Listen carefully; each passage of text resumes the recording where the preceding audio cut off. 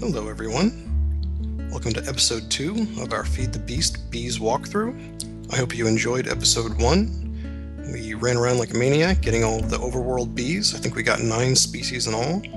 Now that we have our basic bees, we can go ahead and craft our first apiary. So in episode 2, we're going to be crafting an apiary, which is going to require a squeezer and a carpenter. Then we're going to go over the apiary basics. We're going to discuss the habitat locator and the centrifuge. Then we're going to look at making an automated apiary. Now we're going to need some ingredients to do this. This is an ingredient list. If you go ahead and pause your video, you can go get these ingredients now.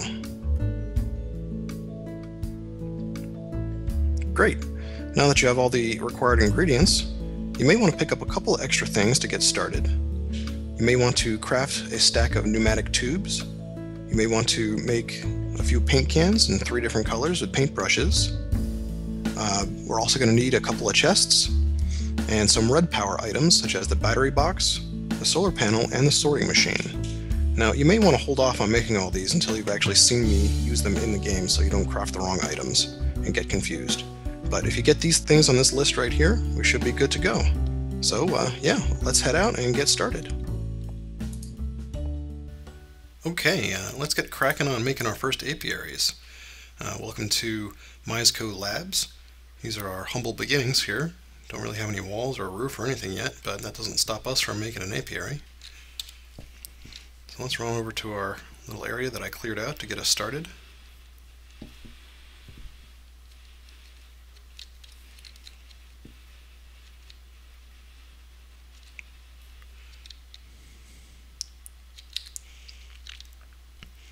As you can see, I have all the items that we need to get started, plus some industrial craft power. I'm going to use a Stirling engine to power our units. So let's get started. The first thing we need to make is a sturdy casing. Now, sturdy casing is made out of 8 pieces of bronze. I'm going to go ahead and make 2 of them.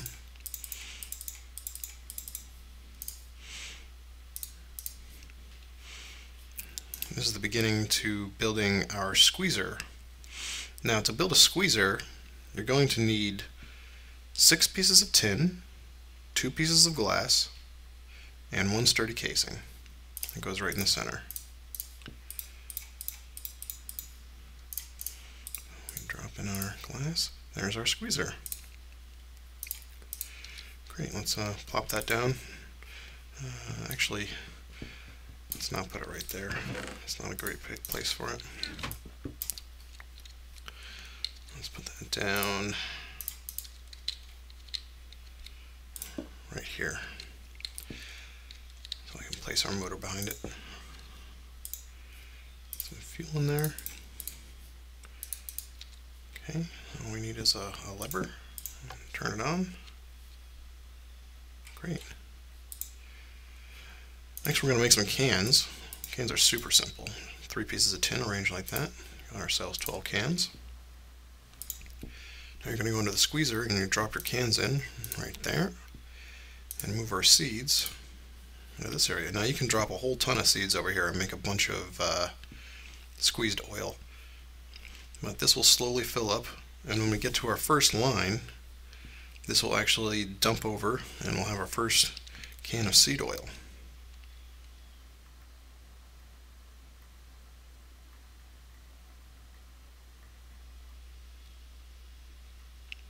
Okay, check that out, seed oil can. Nice. Okay, so next we need to make the carpenter. So I'm going over to our crafting bench. The carpenter is made with 2 pieces of glass, 6 pieces of bronze, and a sturdy casing in the middle. So here's our glass, bronze, and there's our carpenter. Great. Just smash that down right here next to the squeezer.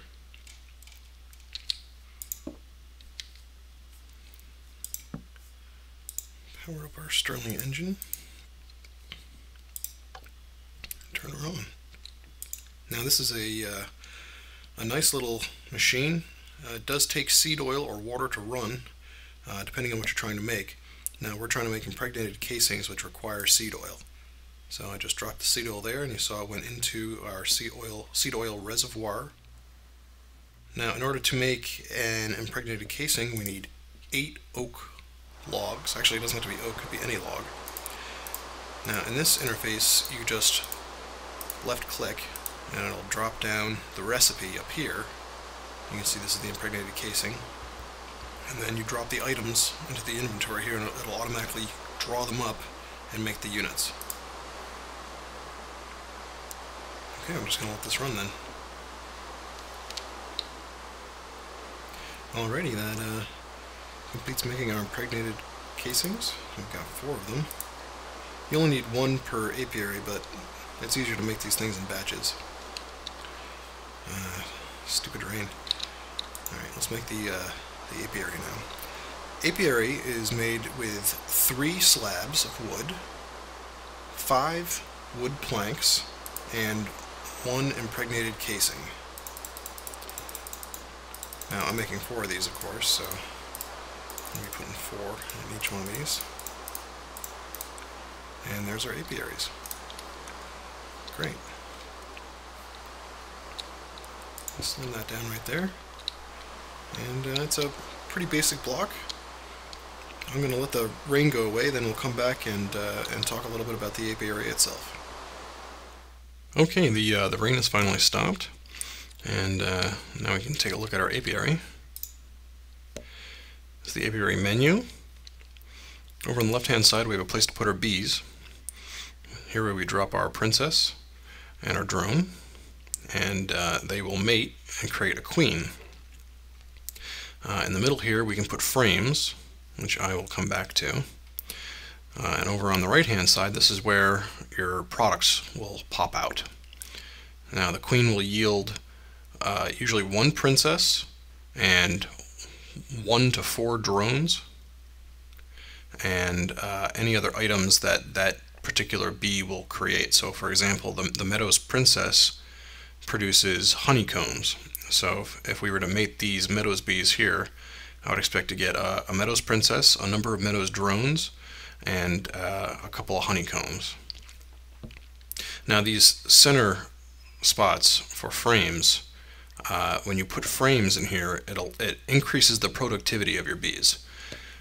Each frame increases productivity by 10%. So you have potential to increase the productivity of the bee by 30%. Now what that means is that the bee, the queen, will produce whatever it produces. So the Meadows princess produces honeycombs 30% faster. Now that comes in real handy when you get further into bees and you're trying to get special items that the bees produce, because you'll get those faster as well. So let's real quick go over and just take a look how to make a frame. A frame is made with 8 sticks surrounding 1 piece of string. And this is an untreated frame. Now there are 3 types of frames in the Bees mod pack. The untreated frame is probably the worst frame to get.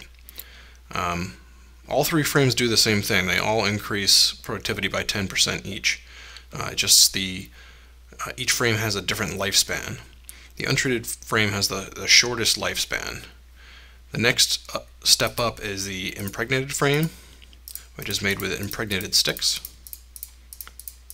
and that lasts a bit longer.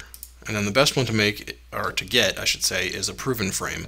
But you can't craft a proven frame. You can only find them in, I believe, dungeons. So let's make an impregnated frame, because that's the best frame that we can actually craft. Craft that with some seed oil in our carpenter. Drop that in so it fills up. Nice. Oh, we're out of wood. Let's see if I can grab some wood here. Spruce wood will work fine. So if I come up here and I right click, it gets rid of the items, and then left click to drop them in. And here's an impregnated stick. And now it'll go ahead and crank out these for me. Oh, helps to have fuel. There we go. Let's let this crank along for a little bit. Okay, now we've got 8 impregnated sticks. We should be able to make a impregnated frame. There we go. Now, one thing that's a pain about this is that these frames do not stack. So you may want to set up a chest that's just for frames and fill it up with frames, because they really will fill up your inventory quite quickly. So you can see the frame drops in right there. And now we'll increase our productivity. Over here on the right side, you can see this red box indicates that the apiary is not functioning. And it tells you what the problem is right here. There's no queen. So of course there's no bees in here. This next item, oh darn. I hesitated here because it says hot and arid. The ideal is normal, which I believe is 50%, and humidity at 50%, which will be both normal. That's what these bees require, I believe, the meadows and the forest, which are the bees that we're going to be starting with. That means that I'm going to have to find a new place to actually do this. There are ways to make it so bees can operate in different temperatures, but we're not there yet. So we're going to have to find a climate where these guys can operate. In order to do that, we're going to have to craft a new item. Okay, sorry about that. I had to put together a whole bunch of stuff. Next we're going to make the habitat locator, which requires a few things. It's made with 4 pieces of bronze surrounding 1 piece of redstone. This is a pretty handy little gadget that will tell you what habitats your bees can live in. Now, this is not very useful after you start to get into bees more, but when you're first starting out, this can be very helpful, especially if you need to get an apiary working. Although it does run on honey, so we are going to need a honey drop to drop up here for it to run. Now, honey drops are made from honeycombs, and you have to use a centrifuge to get them out. So let's make a centrifuge. Centrifuge is made with 6 pieces of copper, 2 pieces of glass, and a sturdy casing in the center. There's our centrifuge. Pop that down right here.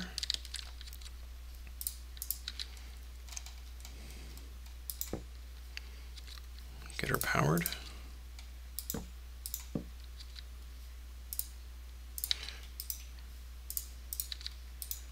Great. Now this centrifuge will process all of your honeycombs to give you the goodies that come out of them. This is the most basic honeycomb, so I expect only to get a honey drop and a small pile of beeswax. Actually, just a normal pile of beeswax.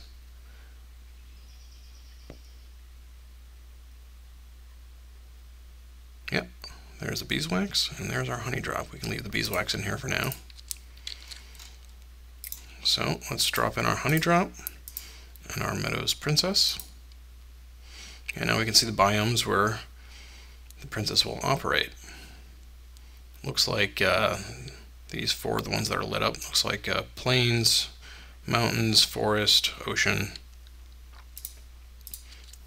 Now what's great about this is the last bee that you drop in sets the habitat locator with this pointer. You can see the red line in it.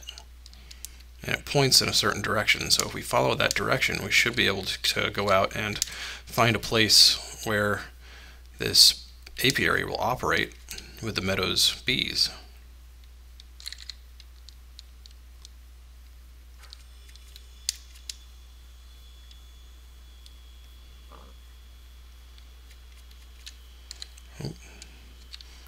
Okay, looks like we got the spot right here. The needle's starting to spin. Let's go ahead and drop down an apiary and see what we get. Okay, We'll start off with the meadows bees, the easiest ones to do. You can see our temperature is normal, humidity is normal, and if you see the little bees flying out of the top, you can see the little red bees, then your apiary is operating. Get out of here. Now, bees are a little temperamental. You have to have them in the right temperature, the right humidity. They can be changed to operate in other temperatures and humidities, but we're not there yet. That's a more advanced technique that we'll learn later. One thing bees do require is they require flowers. So if I take this flower away,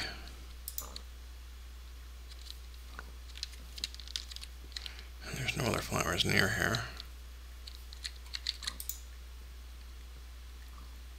No, I guess this type of bee doesn't require flowers. Sometimes they do, sometimes they... Oh, no, there it is. No flowers. It takes a little time sometimes for it to register. So now the beehive has stopped working. You can see there's no bees flying out of the top, and we have this red error. I go ahead and drop flowers back down, and I'm going to reset the queen here. I'm going to pull her out and drop her back in. Now we're good to go again. So yeah, we're just going to let this meadows queen run and see what we get popping out on the other side here.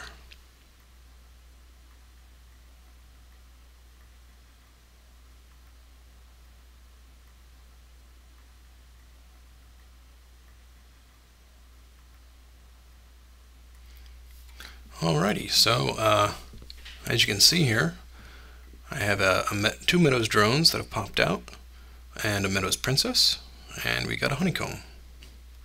This is the very basic operation of an apiary. The problem is that now it is not doing anything. It's just sitting here.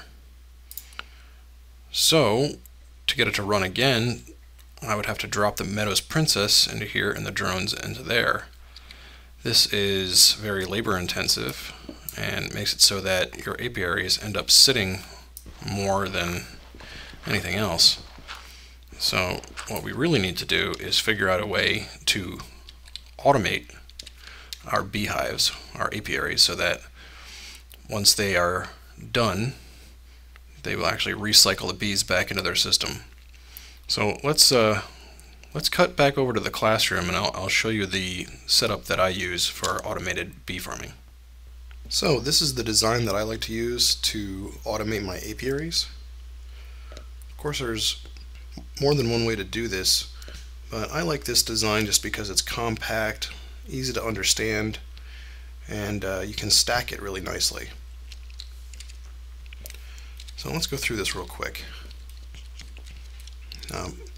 To get your apiaries automated, it helps to understand the mechanics of how items are fed into and taken out of this block. So anything that's fed in the top of the apiary will end up in this slot. So we want princesses to be fed through the top. Anything fed through the bottom is going to end up in this slot. So we want drones fed in through the bottom. And then anything that the apiary creates can be sucked out of the side. So we have our sorting machine set up to pull items out from the side. Now the sorting machine itself is pretty easy to set up. I'm not going to go through everything in the sorting machine. That's for other videos on red power that you can probably find on YouTube, but I will show you how I set it up for our apiary. I set this button to this rotating icon. This is the input signal to get the sorting machine to pull items, and this just sets it up so that it's automatically always trying to pull. So that's nice and easy. I set this button here to pull items that are not set up in the grid here to go to red. So if it gets an item that it doesn't recognize, it'll just send it to red automatically. Actually, we're gonna switch this to blue. So this is gonna go to blue. Our next column here, anything we put in this column will go to the color that we select. So I usually like to set this to yellow, and we can drop a drone in there. So any drones that get sucked into this machine will be automatically sent to yellow.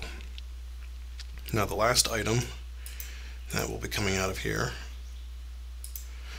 is honeycombs, and any honeycombs that are fed into this machine will go to, well, actually I want this to go to blue, so I'll set that to blue, and this should be our red.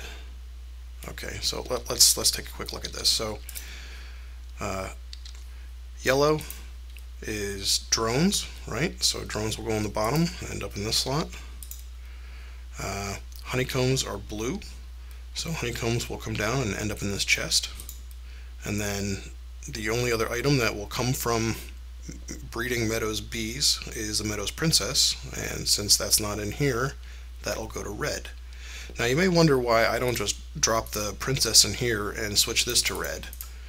Now the reason why is that as you get into bees, you're going to realize that princesses are in short supply. So you actually have to have the item in here for it to sort it. So if we just make it so that items that are not recognized go to red, we don't have to have an extra princess. So I can go ahead and drop my princess in here and get these guys breeding together. Okay, great. And then when this is done, it'll produce one princess, a couple of drones, and maybe a few honeycombs. And actually we can speed up the creation of honeycombs with our frames. These aren't needed, but they do increase our productivity. So I'm just going to sit here and I'll fast forward to when the action happens, and you can see how the sorting machine moves things. Oh wait, before I do that, I almost forgot. An important part here is we need to set up some power. So right now this sorting machine is unpowered. The blue line indicates whether it has power or not. So I'm going to drop a bat box with a solar panel here and allow that to start filling up. Now that's going to take a while to fill before it will actually power our sorting machine, but this is going to take a while anyway. Oh, I need some flowers. So I'll tell you what, I'll be right back. I'm going to get this running, and you'll be able to see it operate.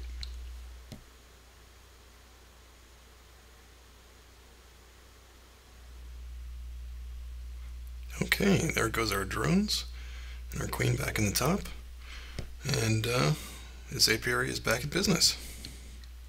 Very nice. Now one last thing I'd like to show you guys before we go back to the real world is how we can stack this design.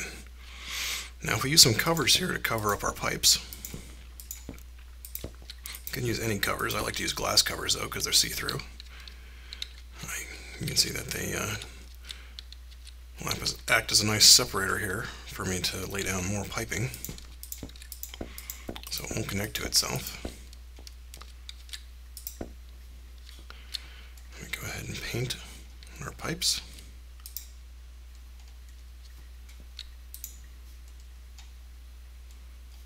Ooh, that one should be red. I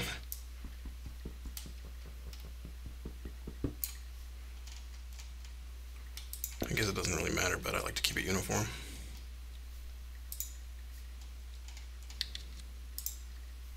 Okay, drop our apiary.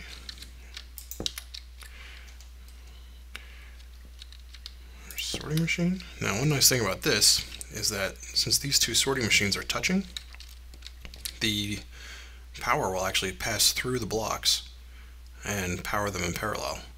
So you can continue this design out. I'm not sure how many blocks you can go, but I've gone quite a few blocks and not had a problem.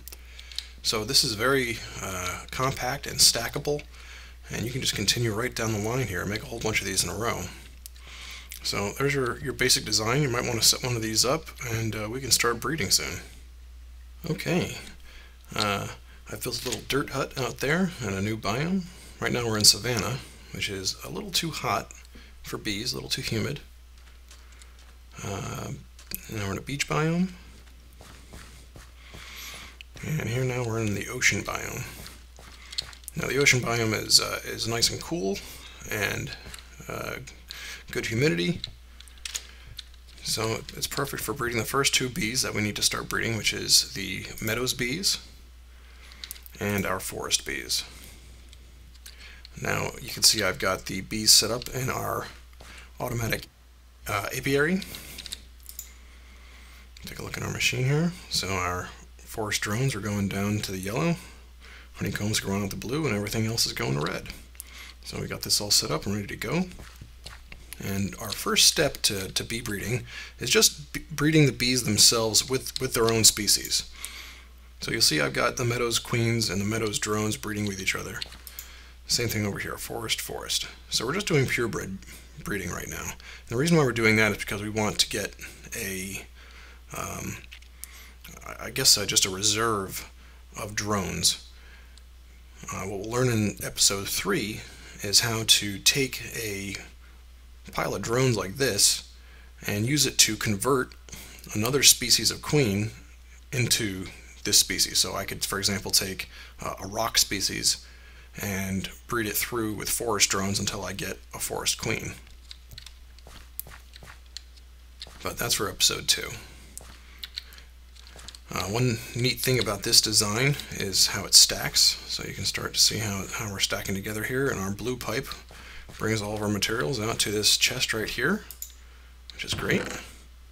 And this could potentially be plugged right into a sorting system and into a big base, which we will eventually get to. But yeah, I think that just about does it for episode 2. I hope you enjoyed following along. Episode 3 is next, and we're going to start crossbreeding, which is the really interesting part. We're going to cover the commons branch next time. So hope you enjoyed the episode. Don't forget to subscribe, and I'll see you next time.